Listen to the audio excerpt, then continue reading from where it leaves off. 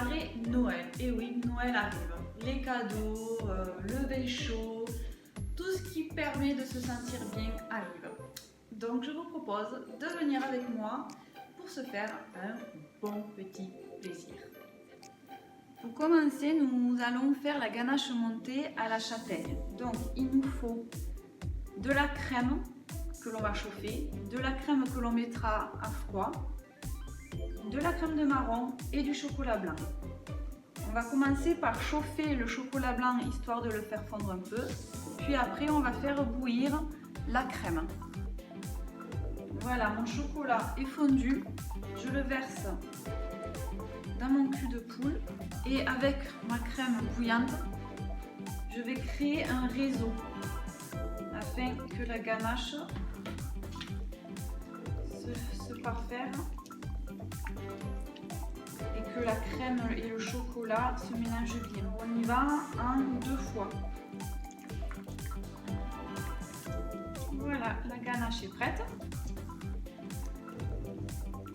On y rajoute la crème de marron.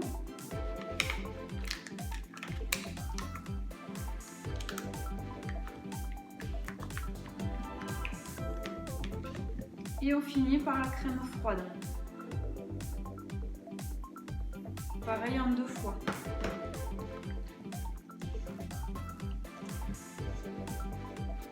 On va laisser reposer cette crème toute la nuit pour que le lendemain on puisse la monter et ça nous fera une mousse à la châtaigne.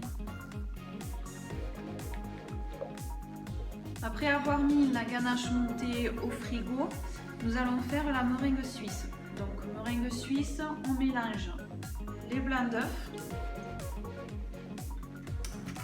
le sucre, on fouette le tout et on va faire chauffer tout ça au bain-marie. On chauffe les blancs avec le sucre jusqu'à ce que ce soit assez chaud au toucher sans se brûler. Sinon, si vous avez un thermomètre, environ 50 degrés. Voilà, on a une belle consistance, comme un peu une crème. Maintenant, on va la mettre au batteur pour qu'elle tourne et qu'elle refroidisse. Et on fouette jusqu'à complet refroidissement. Voilà, la crème est prête. Belle petite meringue qui se tient.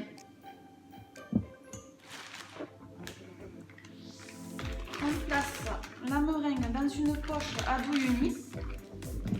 Moi j'ai pris une douille à 10 et on va coucher de jolies douilles.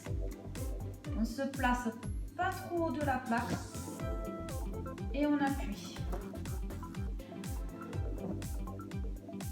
Et on monte petit à petit la douille. Quand on arrive au bout, on arrête et on fait un petit rond afin qu'il n'y ait pas une petite queue.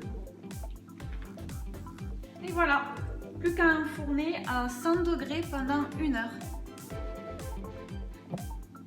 Pour continuer, on va faire une compotée de mandarine. Pour ça, on prend le jus, le sucre et la maïzena. On va les faire chauffer de ce pas. On va faire bouillir cette préparation jusqu'à ce qu'elle épaississe un peu. La compotée commence à bouillir. On va la laisser bouillir 2 minutes, histoire qu'elle se compote bien et qu'elle s'épaississe. Voilà, ça fait 2 minutes là. On voit bien qu'elle a épaissi. On va y rajouter le jus de citron et on peut arrêter le feu. La compotée est finie. Je la verse dans un pot et je la filme au contact pour éviter que ça ne fasse de l'eau et que ça intègre du coup de l'eau dans notre compotée. et au frais jusqu'à demain matin. Pour faire la mousse à la poire que l'on fera au dernier moment, il faut quand même préparer la purée. Donc on va faire chauffer les poires avec de l'eau histoire de bien les ramollir. Puis après nous les mixerons. Vos poires sont pochées et on les mixe.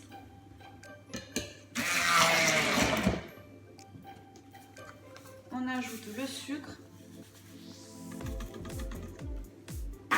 et on remixe.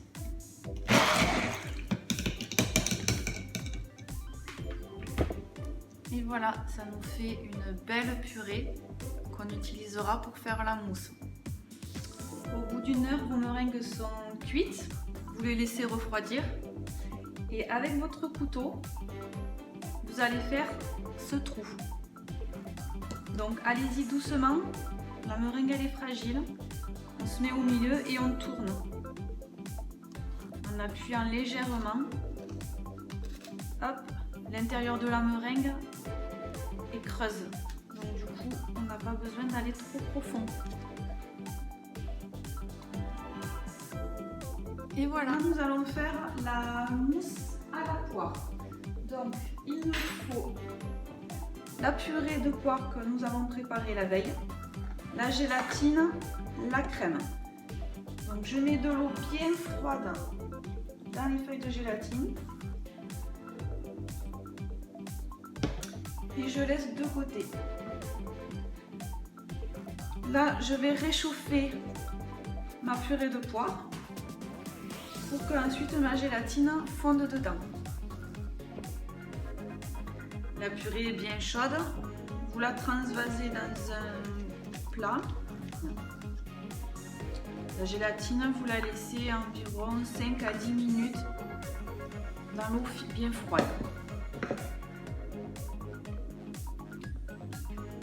On essore bien la gélatine pour enlever le surplus d'eau.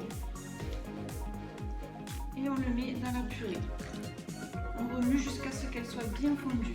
La purée ayant pris de la température, on va essayer d'attendre, d'être un peu patient pour la faire descendre à environ 28 degrés.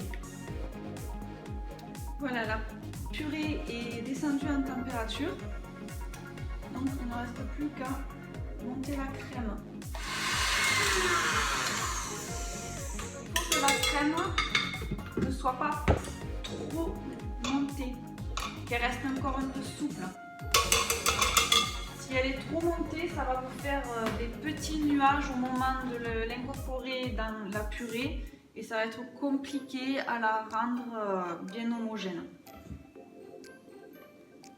Donc là, on fait en 3 fois.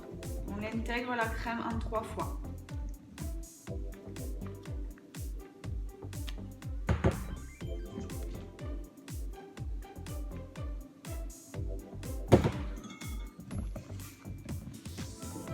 Voilà, la mousse à la poire est prête.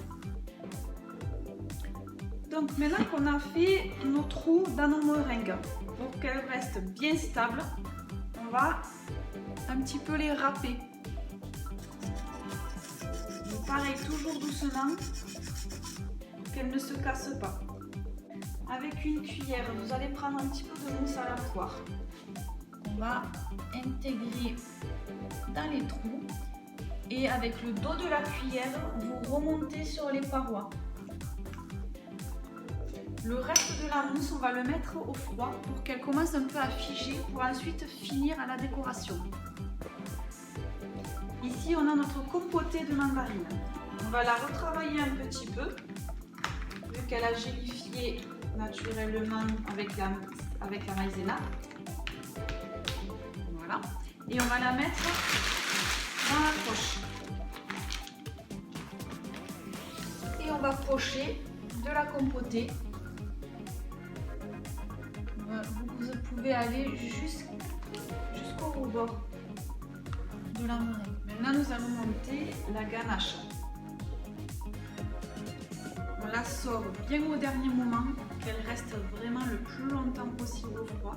Elle prend assez vite et surtout il ne faut pas qu'elle monte trop longtemps, sinon elle va griller. Donc environ 2-3 minutes suffisent.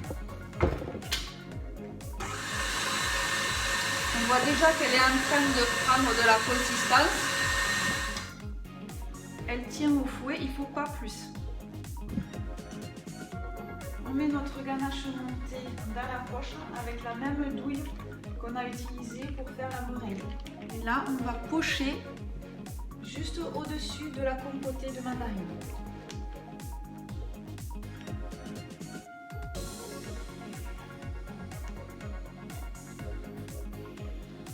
On va y laisser un peu de place sur les rebords pour pouvoir ensuite pocher la mousse à la poire. Ma mousse à la poire est prise. Donc maintenant, tout doucement, je vais pocher tout autour la mousse. Donc je vais appuyer et je vais laisser tomber le boudin, on peut dire, de mousse. On n'hésite pas à y aller vraiment doucement.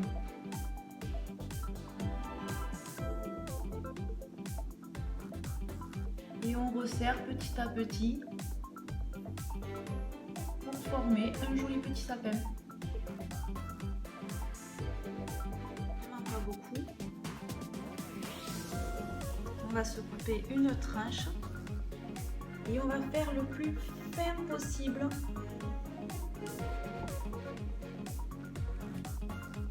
Les morceaux de poire. Il n'y a plus que s'amuser pour la déco. Alors là, on place comme on veut.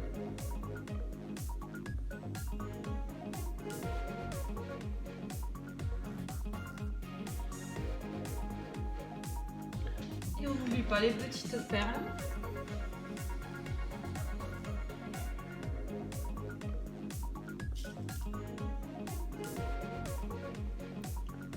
Et voilà, c'est prêt, il n'y a plus qu'à déguster.